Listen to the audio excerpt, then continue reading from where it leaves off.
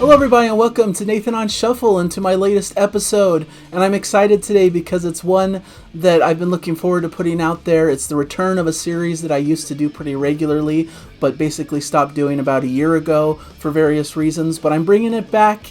It's basically a way for me to just talk about exciting topics in a short form, just a quick edit, and just put it out there for you guys and let you guys in the comments speak on the topic as well. This is inspired by Prog Corner. He put out a list of his top 10 favorite bands with no bad albums, and I thought that was a cool concept for a video, and so I'm going to do my version of that. You know, there's a lot of bands that I love that have really sprawling discographies, but there's usually an album or two in the discography that just isn't really one that connects with you. It's one of their weaker efforts, and it's hard to consider their discography perfect because of this one or two album that just doesn't quite fit the mold of what you come to love about the band.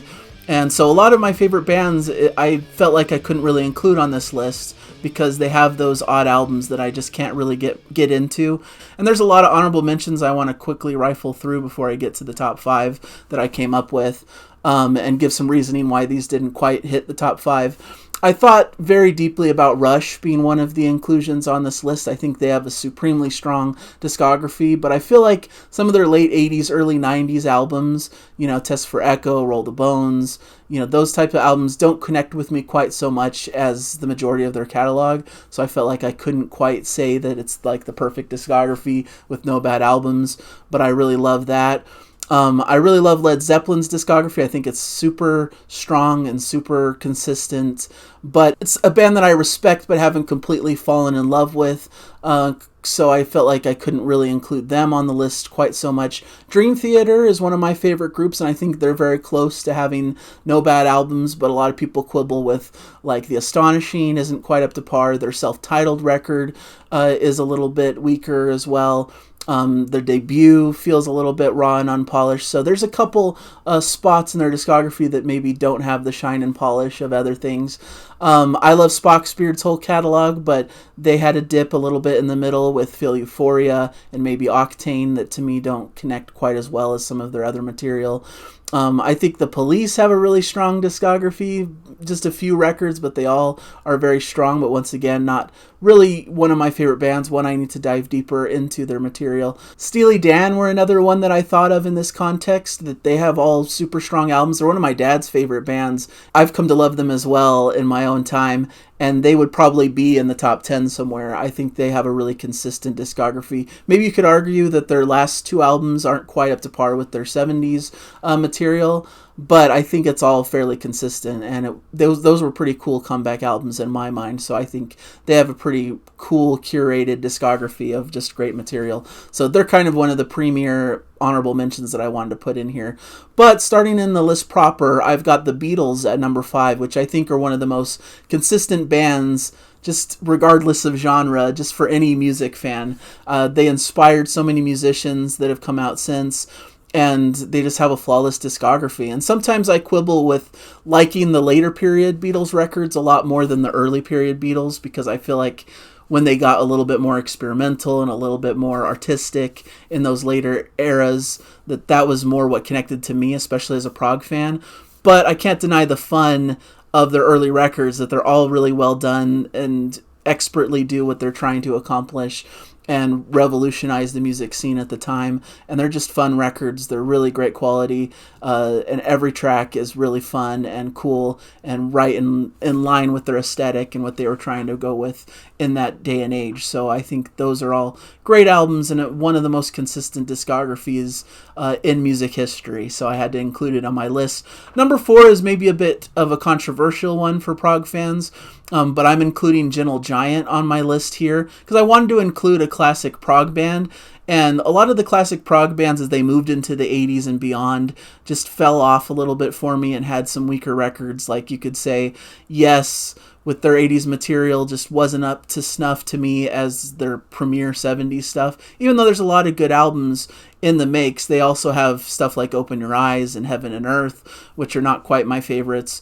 Genesis, I don't really care for their debut very much, From Genesis to Revelation, and their final album just is a little bit of a mixed bag for me as well, and some of their later, like We Can't Dance and Abacab, and those albums don't quite connect with me as much as their premiere prog period as well. So even though those are two of my favorite bands, but Jangle Giant to me, because they didn't really delve too far forward in the 80s, they basically had their final album in 1980 with Civilian. They stay kind of captured in time in the 70s material that I think is all super solid and strong. The only reason I say it might be controversial to say Jangle Giant is because a lot of people harp on Giant for a Day as not really one of the best works from them. But I even love Giant for a Day. Even though I consider it the weakest of their catalog, I still consider it a good album. I think there's a lot of fun, interesting things that they were going for on there. I love Spooky Boogie. I like Friends. There's some really interesting rockers and different swings that they were taking. So for me, they're just an interesting, quirky band that always does something that's very fun to listen to.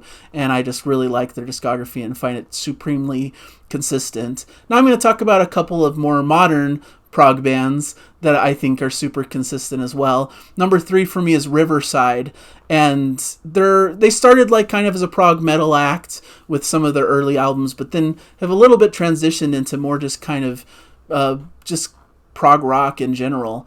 And I really love all of their records. Their first trilogy of records is a great concept album trilogy that has some heavier moments, but there's some atmospheric, like Pink Floyd type stuff on there as well.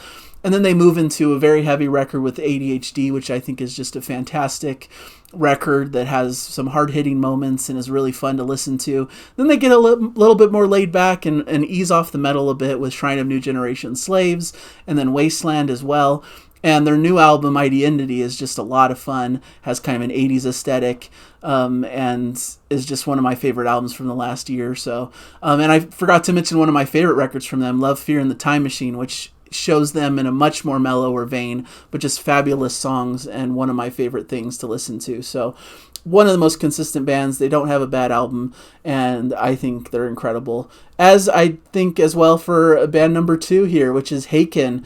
I think Haken's discography is super, super solid, and just every record they have hits hard for me, and I think is really fabulous. They're one of the premier UK prog metal acts, and I think they have a fun sensibility to them. Their first couple records are concept records and have that kind of fun, goofy prog feel to them, but are grounded in this Dream Theater-esque progressive metal.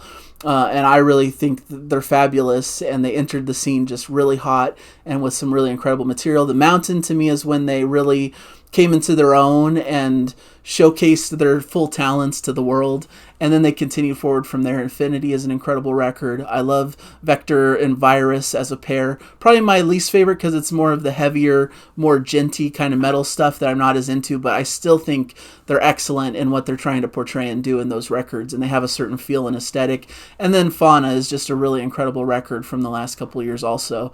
Really enjoy that record. Think it's them kind of returning to their roots with some cool progginess, but never sacrificing the metal, and doing things a bit experimental and kind of bringing it forward into a new age as well. Just a fabulous band and incredible discography, and one of my favorites. But number 1 for me, and predictable because if you've seen my channel, you'll know what I tend to talk about a lot. But the number 1 for me is Transatlantic. And I love Neil Moore's projects all across the board, and I think he's a super consistent artist. But to me, there's nothing more consistent than what this group did as Transatlantic. 5 records that are all just absolutely masterpieces for me and my taste in music. You brought together this super group of 4 incredible prog musicians, Neil Morse, Mike Portnoy, Pete Trewavas, and Roy Stolt, and mix them together from their various different influences from the bands that they came from, and it just creates this prog maelstrom of just perfect material for a prog fan that delves into the past for influence but brings it into a modern era. Their records are usually conceptual and contain a lot of epics, and it's just some of my most premier material that I have in my collection. The best material for a lot of these people who've also gone on to do so much great things in their own different projects. So to think that this is like their premier work as a group and collective is just amazing to me. You've got SMPTE or SMPTE as their debut, which is already off the chain as a prog album. You've got the prog epic All of the Above, which is just an incredible work. Bridge Across Forever is maybe my favorite album of all time, bookended by two absolutely incredible epics. It has a very conceptual feel and has parts that weave through the whole record, and you get to hear reprises and different things. The Whirlwind was their comeback record, and another fantastic concept record that is just a blast to listen to and has so many memorable moments. Kaleidoscope is probably what people would point to as their weakest effort, but if you listen, it's still fabulous. Has an incredible epic to start. Into the Blue is one of their best prog epics, maybe one of their most underrated. And the Kaleidoscope epic at the end is just a whole lot of fun, and there's some fun stuff sandwiched between them. And Absolute Universe, I thought, was a fabulous project. Different versions available. They really went all out. They have a double disc version, which gives you everything you could ever want in prog. And I just think it was an incredible note to end on, assuming that might be their last record. Who knows? They may reunite at some point, but they've kind of made it clear that they believe that's an ending point for their band and that they're excited to move on to other projects. But I just think it's an extremely solid discography and one of my favorites in prog. And so those are my top 5 of consistent discographies, bands with no bad albums. Let me know in the comments. I'm sure you guys have thoughts, have your own bands that you feel this way about. I'd be very interested and would love to hear about them from you. So thank you guys. Hopefully you enjoy the content. Hopefully you're excited about top 5. Let me know if there's any topics you'd like me to cover in future top 5 episodes. I'm thinking to do them fairly regularly in the future. It may not be a weekly basis, but I think it's fun to bring back and a fun way to put out content and to allow people to have discussions about different topics in progressive rock or just music in general. So thank you guys so much. Hopefully you had fun here, and I'll see you guys in a future episode. Bye, everybody.